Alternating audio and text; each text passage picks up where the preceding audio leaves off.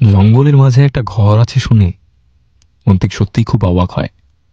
সে ভাবার চেষ্টা করে হয়তো বাড়িটা পুরনো কোনো গেস্ট হাউস ছিল, কিন্তু তাও আসল বাড়ির থেকে এত দূরে কেন সে কিছুই বুঝে উঠতে পারে না। অন্যদিকে অন্তিকের এটাও ভেবে বিরক্ত লাগে সে কাউকে জিজ্ঞেসও করতে পারবে না, কেউ তাকে সঠিক উত্তর দেবেই না। এইসব ভাবতে থাকে অন্তিক। বাড়ির ভেতরে এসে দেখে বাকিরা নিচের সোফায় বসে গল্প জুড়েছে। অন্তিকও ওদের সাথেই বসে পড়ে। বেশ কিছুক্ষণ গল্প চলে ওদের মধ্যে। তারপর নিমাই কাকা ডাক দেওয়াতে তারা খেতে বসে। রাতের খাবারগুলো দিনের মতো বেশ সুন্দর আর সুস্বাদু হয়েছে।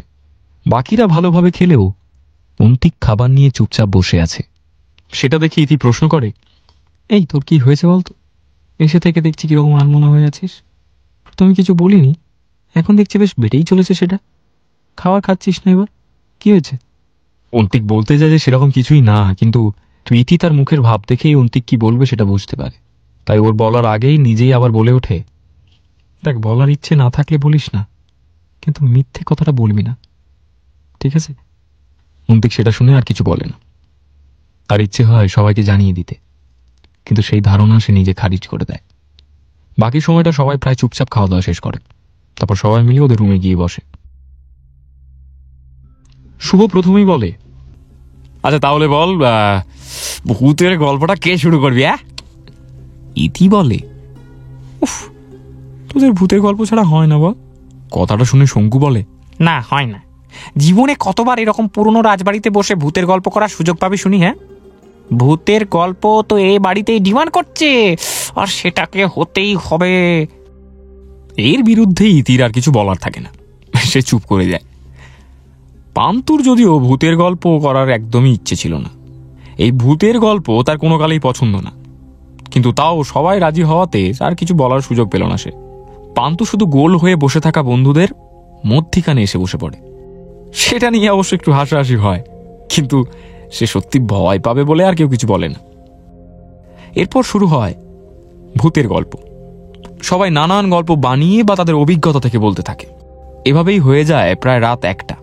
দুপুরে অনেকক্ষণ ঘুমিয়েছে বলে কারোরই ঘুম আসে না, তবে অনেক রাত হয়েছে দেখে সবাই শুতে চলে যায়।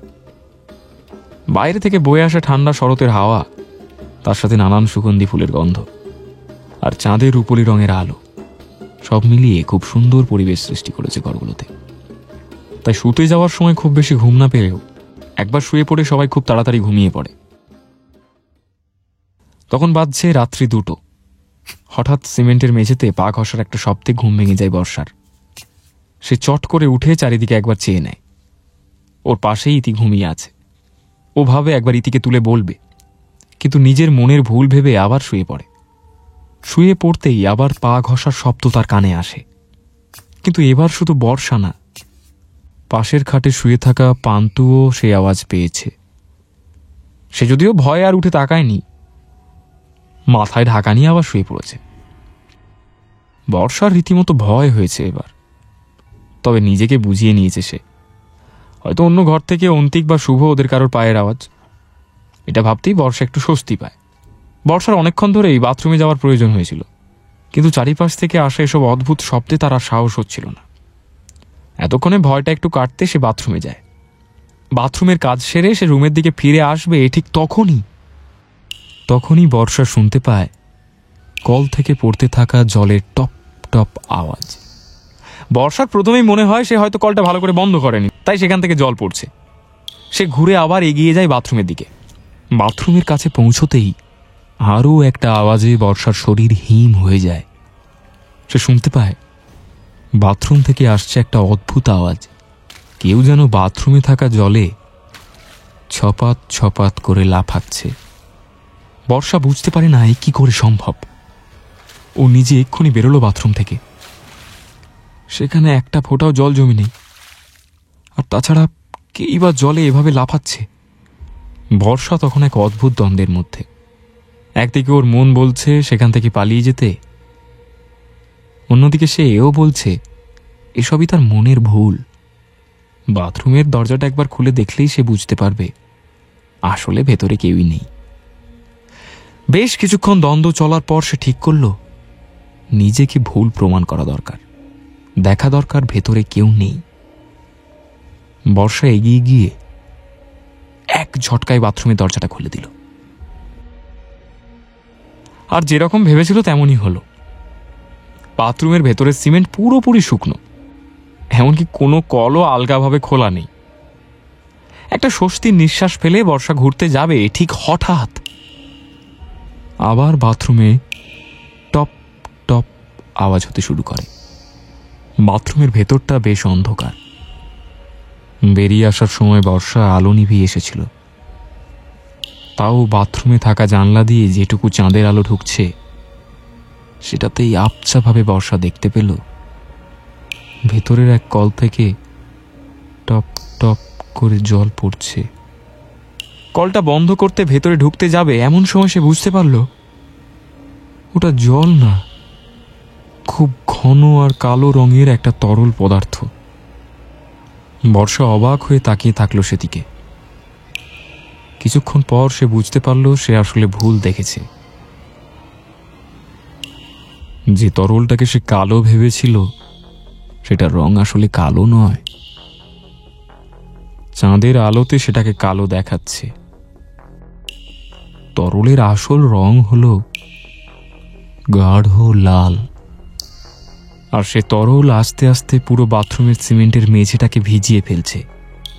এইসব দেখে বর্ষা নিজেকে ঠিক রাখতে পারল না, সে ওইখানেই অজ্ঞান হয়ে পড়ে যায়। বর্ষার পড়ে যাওয়ার আওয়াজেই প্রথমেই ঘুম ভাঙল অন্তিকের। বাকিরা শান্তিভাবে ঘুমলেও অন্তিকের ঘুম খুব আলগাভাবেই এসেছিল, তাই এই আওয়াজ আসার সাথে সাথেই সে উঠে পড়ে। সে তাড়াতাড়ি চিৎকার করে বাকিদেরকে ডাকে, এই এই ওঠ ওঠ ওঠ ওঠ, এই শুভ, আরে এই শঙ্কু ওঠ ওঠ ওঠ ভাই, আরে কি ওঠ না, আরে কি মরার মতো ঘুমোচ্ছিস, ওঠ। এক দৌড়ে পৌঁছে যায় বাথরুমের বাইরে। সেখানে পৌঁছে অন্তিক দেখে বর্ষা অজ্ঞান হয়ে পড়ে আছে। বর্ষাকে তুলে নিয়ে যায় রুমের ভেতরে। স্বাভাবিকভাবেই সবাই খুবই আতঙ্কিত হয়ে ওঠে এটা দেখে। ইতি প্রথমেই বলে ওঠে, এ বাবা, এ কি হয়েছে, বর্ষা বর্ষা। বাকিরাও একইভাবে চিন্তায় পড়ে যায়। শুভ যদিও মাথা ঠান্ডা রেখে পাশের ঘর থেকে জলের বোতল নিয়ে আসে। হাতে জল নিয়ে অল্প করে ছেটাতে শুরু করে বর্ষার মুখে। সবাই খুব প্যানিক করছে দেখে অন্তিক বলে, তোরা একটু সরে দাঁড়া, হাওয়াটা আসতে দে ওর কাছে, আর হাত পাগুলোকে একটু ঘষে দে। এটা বলেই অন্তিক বর্ষার একটা হাত নিয়ে সেটা ঘষতে শুরু করে। এইভাবেই কিছুক্ষণ সময় পেরিয়ে যায়। বর্ষার আস্তে আস্তে জ্ঞান ফিরে আসে, আর জ্ঞান ফিরতেই ঘটে এক অদ্ভুত ভয়ঙ্কর ঘটনা। বর্ষার জ্ঞান ফিরতেই সে গলা ফাটিয়ে চিৎকার করতে শুরু করে।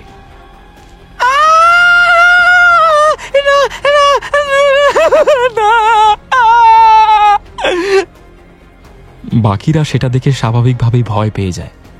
কোনোভাবে তাকে শান্ত করা হয়। অন্তিকরা সবাই জিজ্ঞেস করে, কি হয়েছে তোর? আরে ভয় পাস না, আরে আমরা সবাই আছি তো, বল না, বল বল বল বল, কি হয়েছে, কি হয়েছে, কি হয়েছে বলবি তো। নিজেকে সামলে নিয়ে বর্ষা আতঙ্ক ভরা চোখে ওদের দিকে তাকায়। তারপর কাঁপা কাঁপা হাতে বাথরুমের দিকে ইশারা করে বলে, ওই ওই ওই মেয়েটা, ওই ওই মেয়েটা।